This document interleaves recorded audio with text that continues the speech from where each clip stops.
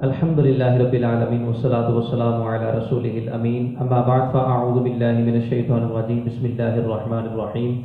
ناظرین، آج کا ہمارا درس بخاری تعارف صحیح بخاری شریف کے حوالے سے ہے۔ امام بخاری رضی اللہ تعالیٰ عنہ کی جو صحیح بخاری ہے اس کا مختصر تعارف عوام کے سامنے بیان کیا جاتا ہے۔ کما حق ہو اس کا جو تعارف ہے وہ تو علماء ہی سمجھ سکتے ہیں، اس لیے عوامی سطح پر جو اس کے اندر موٹی موٹی اور اہم باتیں ہیں وہ انشاءاللہ آپ کے گوش گزار کی جائیں گی تاکہ بخاری شریف کی اہمیت اور اس کی معرفت جو ہے وہ زیادہ حاصل ہو سکے۔ بخاری شریف کے اندر جو بخاری شریف کا اصل نام ہے وہ صحیح بخاری نہیں ہے۔ بخاری شریف کا جو اصل نام جس کو امام بخاری رضی اللہ تعالی عنہ نے خود رکھا ہے وہ یہ ہے کہ الجامع المسند الصحیح المختصر من امور رسول اللہ صلی اللہ علیہ وسلم وسننہ وایامہ۔ اور امام بخاری رضی اللہ تعالی عنہ نے کن چیزوں کو پیش نظر اتنا لمبا جو ہے وہ اس کتاب کا نام رکھا ہے، انشاءاللہ اس کے اوپر علیحدہ سے جو ہے نا وہ ویڈیو ترتیب دی جائے گی جس میں امام بخاری رضی اللہ تعالی عنہ کی جو اس کتاب کی وجہ تسمیہ اس کو تفصیل سے بیان کیا جائے گا۔ بہرحال اسلامی تصنیفات کی دنیا کے اندر جو مقام صحیح بخاری شریف کو حاصل ہے شاید کسی کتاب کو حاصل ہوا ہو،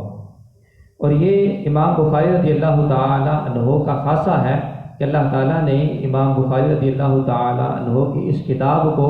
تمام کتابوں میں سے، صرف کتب حدیث میں سے نہیں، تمام کتابوں میں سے اس کو وہ مقبولیت عطا فرمائی ہے کہ جو کسی اور کتاب کو عطا نہیں فرمائی۔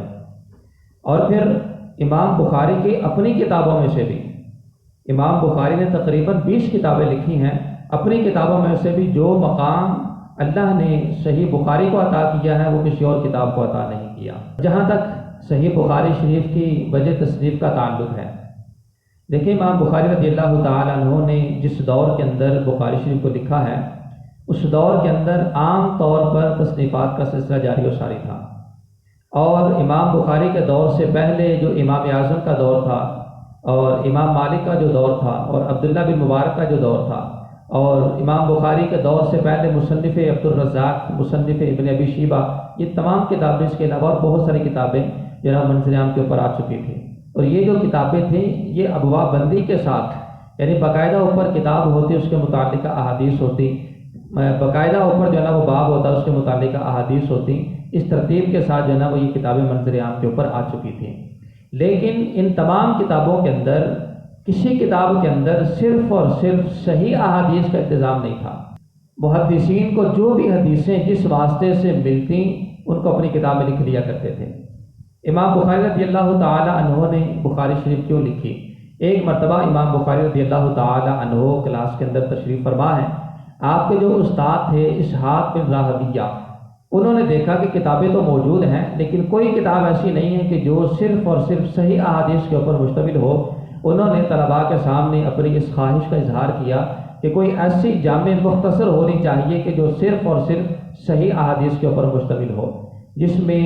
احادیث ضعیفہ جو نا وہ موجود نہ ہو، ضعیف اسناد جس کے اندر موجود نہ ہو۔ امام بخاری فرماتے ہیں کہ میرے دل میں یہ بات بیٹھ گئی، اس کے بعد میں نے تہیہ کر لیا کہ میں انشاءاللہ ایسی کتاب لکھوں گا کہ جو رسول اللہ صلی اللہ علیہ وسلم کی صحیح احادیث کے اوپر مشتمل ہوں گی۔ اس سے ہمیں ایک بات سمجھ آتی ہے، بالخصوص ایک نقطہ ہے کہ جو اساتذہ کے لیے ہے کہ کلاس کے اندر جو طلباء ہوتے ہیں وہ اپنے استاد کی بات کو بڑی اہمیت دیتے ہیں، اور کوئی بھی بات ایسی کسی وقت بھی ہو سکتی ہے کہ جو ان کے دل کو لگ جائے، ان کے دل میں بیٹھ جائے، جس کی بنیاد کے اندر جو ہے نا وہ ان کا مستقبل جو ہے نا وہ سنور سکتا ہے۔ اس لیے اساتذہ کو طلباء کے سامنے کسی اچھی اور نیک خواہشات کا اظہار کرتے رہنا چاہیے تاکہ ہو سکتا ہے کہ کوئی خواہش، کوئی نیک کام، کوئی نیک اچھا عمل، کوئی تحریک ایسی کسی طالب علم کے دل کے اندر بیٹھ جائے اور اس کی بنیاد کے اوپر اس کا جو مستقبل ہے وہ بھی سنور جائے اور امت کا بھی فائدہ ہو جائے۔ یہاں امام بخاری کے استاد نے صرف ایک اچھی خواہش کا اظہار کیا جو بات امام بخاری کے دل کو لگی، اور اس خواہش کا نتیجہ ہمارے سامنے موجود ہے کہ امت نے کس انداز کے اندر امام بخاری کی صحیح بخاری سے فیض حاصل کیا اور اس سے استفادہ حاصل کیا۔ اس کتاب کو لکھنے کا ایک سبب امام بخاری رضی اللہ تعالیٰ عنہ نے اپنا ایک خواب بھی بیان کیا ہے۔ فرماتے ہیں خواب کے اندر میں نے دیکھا کہ میں رسول اللہ صلی اللہ علیہ وسلم کی خدمت میں موجود ہوں اور پنکھا میرے ہاتھ میں ہے، میں سرکار صلی اللہ علیہ وسلم کو ہوا دے رہا ہوں، اور رسول اللہ صلی اللہ علیہ وسلم سے مکھیوں کو اڑا رہا ہوں، حضور صلی اللہ علیہ وسلم کی ذات کے اوپر مکھیوں کو بیٹھنے نہیں دے رہا بلکہ اڑا رہا ہوں۔ لہٰذا آپ فرماتے ہیں کہ جب یہ خواب میں نے کسی معبر کے سامنے بیان کیا تو اس نے یہ تعبیر بیان کی کہ آپ کی ذات سے اللہ ایسا کام لے گا، آپ رسول اللہ صلی اللہ علیہ وسلم کی صحیح احادیث کو جمع کریں گے اور حضور کی طرف جو غلط اور جھوٹی باتیں ہیں اس کو دفع کریں گے۔ لہذا امام بخاری رضی اللہ تعالی عنہ فرماتے ہیں اس کے بعد جو ہے نا وہ میرا دل اس بات کے اوپر جم گیا کہ میں رسول اللہ صلی اللہ علیہ وسلم کے حوالے سے ایسی مختصر اور جامع کتاب لکھوں کہ جو صرف اور صرف صحیح احادیث کے اوپر مشتمل ہو۔ تو پھر امام بخاری رضی اللہ تعالی عنہ نے صحیح بخاری شریف کو جو ہے نا مرتب کیا، اور پھر امام بخاری رضی اللہ تعالی عنہ نے یہ جو صحیح بخاری شریف لکھی ہے یہ امام بخاری رضی اللہ تعالی عنہ نے کس غرض سے لکھی؟ کئی اغراض ہو سکتی ہیں، لیکن دو بڑی وجہیں جو امام بخاری رضی اللہ تعالی عنہ کے پیش نظر تھی، ایک تو یہ تھی کہ صحیح احادیث کا انتظام کیا جائے، صرف اور صرف جو صحیح احادیث ہیں امام بخاری رضی اللہ تعالی عنہ کے نزدیک وہ احادیث اس کتاب میں لکھی جائیں اور دوسری احادیث کو بیچ میں لکھا نہ جائے۔ اور دوسرا جو مقصد امام بخاری رضی اللہ تعالیٰ عنہ کا تھا وہ یہ تھا کہ ان احادیث سے عقائد کا، معاملات کا، معمولات کے اوپر استدلال بھی کیا جائے، اس کا استنباط بھی کیا جائے، جس کا مشاہدہ ہم بخاری شریف کے مطالعہ سے بخوبی کرتے ہیں کہ امام بخاری رضی اللہ تعالیٰ عنہ کس انداز کے اندر احادیث کو لکھتے ہیں، کس انداز کے اندر باب باندھتے ہیں اور کس انداز کے اندر پھر اس سے مسائل کا اور احکامات کا استنباط کرتے ہیں۔ امام بخاری رضی اللہ تعالیٰ عنہ نے بخاری شریف کو لکھنے کے اندر بہت زیادہ ادب و احترام کا جو ہے نا وہ اہتمام کیا۔ آپ خود فرماتے ہیں کہ مجھے تقریباً 6 لاکھ جو ہے نا وہ حدیثیں یاد تھیں، جن میں سے میں نے چن چن کر صحیح سے صحیح حدیث، اعلیٰ سے اعلیٰ حدیث جو سند کے اعتبار سے سب سے اچھی ہوتی ہے اس کو میں اپنی بخاری کے اندر لکھ لیا کرتا تھا۔ اور فرماتے ہیں تقریباً میں نے 16 سال کے اندر صحیح بخاری شریف کا نسخہ تیار کیا ہے، اور میں نے اپنی اس کتاب کو اللہ کے درمیان اور اپنے درمیان حجت بنایا ہے، اور میں نے اپنی اس کتاب کے اندر صرف صحیح احادیث کو داخل کیا ہے۔ جن احادیث کو میں نے داخل نہیں کیا ان میں سے بہت ساری ایسی حدیثیں ہیں کہ جو بہت زیادہ طویل حدیثیں ہیں لیکن ہیں صحیح، کتاب کے زیادہ طویل ہونے کے خوف سے میں نے ان احادیث کو اپنی کتاب کے اندر نقل نہیں فرمایا ہے۔ امام بخاری رضی اللہ تعالی عنہ کے اس جملے سے یہ بات سمجھ آ رہی ہے کہ امام بخاری رضی اللہ تعالی عنہ کو بہت زیادہ صحیح احادیث یاد تھی۔ بعد نے تو بیان کیا ہے تقریباً 6 لاکھ میں سے 1 لاکھ حدیثیں امام بخاری کو صحیح یاد تھیں، اور صحیح حدیثوں میں سے 1 لاکھ حدیثوں میں سے بھی امام بخاری کے اگر صحیح بخاری کو دیکھا جائے تو تقریباً 4000 حدیثیں بغیر تکرار کے ہیں صحیح بخاری شریف کے اندر جو صحیح احادیث ہیں۔ اب یہاں پر وہ بعض غیر مقلدین کے جو صرف اس بات کے اوپر اکتفا کرتے ہیں کہ ہم صحیح بخاری کو مانتے ہیں کسی اور کو نہیں مانتے، امام بخاری کو مانتے ہیں کسی اور کو نہیں مانتے۔ امام بخاری تو خود فرما رہے ہیں مجھے اتنی زیادہ صحیح حدیثیں یاد ہیں، ان میں سے صرف چند حدیثیں میں نے اپنی صحیح بخاری کے اندر نقل فرمائی ہیں۔ لہٰذا امام بخاری رضی اللہ تعالی عنہ کی صحیح اتباع اور صحیح اطاعت اسی صورت کے اندر ہے کہ تمام صحیح احادیث کو مانا جائے۔ اصل جو مقصود ہے وہ بخاری شریف کو یا اس کے مطابق اپنے اعمال کو درست کرنا نہیں ہے، اصل جو مقصد ہے وہ سرکار کی صحیح احادیث کے مطابق زندگی گزارنا ہے، وہ چاہے بخاری کی صورت میں ہمارے ہاں موجود ہوں چاہے کسی اور کتاب کی صورت کے اندر ہمارے ہاں موجود ہوں۔ بہت ساری ایسی حدیثیں ہیں جو بقیہ کتابوں میں صحیح اسناد کے ساتھ موجود ہیں لیکن بخاری شریف کے اندر موجود نہیں ہیں۔ تو اصل جو معیار ہے عمل کرنے کا احادیث کے اوپر وہ صرف اور صرف روایت اور حدیث کا صحیح ہونا جو نا وہ اسلام کے اندر معیار ہے۔ یہ معیار نہیں ہے کہ صرف بخاری میں ہوگی تو وہ قابل عمل ہے، بخاری میں نہیں ہے تو وہ قابل عمل نہیں ہے۔ تو پھر اس حوالے سے امام بخاری رضی اللہ تعالی عنہ نے صحیح بخاری شریف کو لکھنے کے اندر اس قدر اہتمام کیا کہ امام بخاری رضی اللہ تعالی عنہ خود فرماتے ہیں میں جب بھی کسی حدیث کو لکھنے کا ارادہ کرتا تو سب سے پہلے میں غسل کرتا، 2 رکعت نفل پڑھتا، اور اس کے بعد میں اس حدیث کے حوالے سے استخارہ کرتا کہ میں اس حدیث کو اپنی جامع کے اندر نقل کروں یا نہ کروں۔ اس کے بعد اگر میرا دل جمتا تو اس حدیث کو لکھ لیتا ورنہ اس کو میں چھوڑ دیتا۔ اور شاید کہ یہی وجہ تھی کہ امام بخاری رضی اللہ تعالی عنہ نے سرکار کے حدیث کا اس قدر ادب و احترام کیا، اس قدر اہتمام کیا، اس قدر اخلاص کا جو ہے وہ مظاہرہ کیا کہ اللہ تعالیٰ نے تمام کتابوں میں جو مقام صحیح بخاری کو دیا ہے وہ کسی اور کو عطا نہیں فرمایا۔ امام بخاری کے صحیح بخاری کی مقبول خواص و عام ہونے کی ایک وجہ یہ بھی ہے امام بخاری کا تقوی، امام بخاری کی پرہیزگاری اور امام بخاری رضی اللہ تعالی عنہ کا عشق رسول اور احادیث کو جمع کرنے کے اندر باادب جو اہتمام تھا، یہ اس کی بہت بڑی وجہ تھی۔ صحیح بخاری شریف کی اہمیت کا اندازہ اس بات سے بھی لگایا جا سکتا ہے کہ جتنے بھی کتب احادیث ہیں، ان تمام کتب احادیث کے اندر جس قدر صحیح بخاری کی شروحات لکھی گئیں، اتنی تعداد کے اندر شاید کسی اور کتاب کی شروحات نہیں لکھی گئیں۔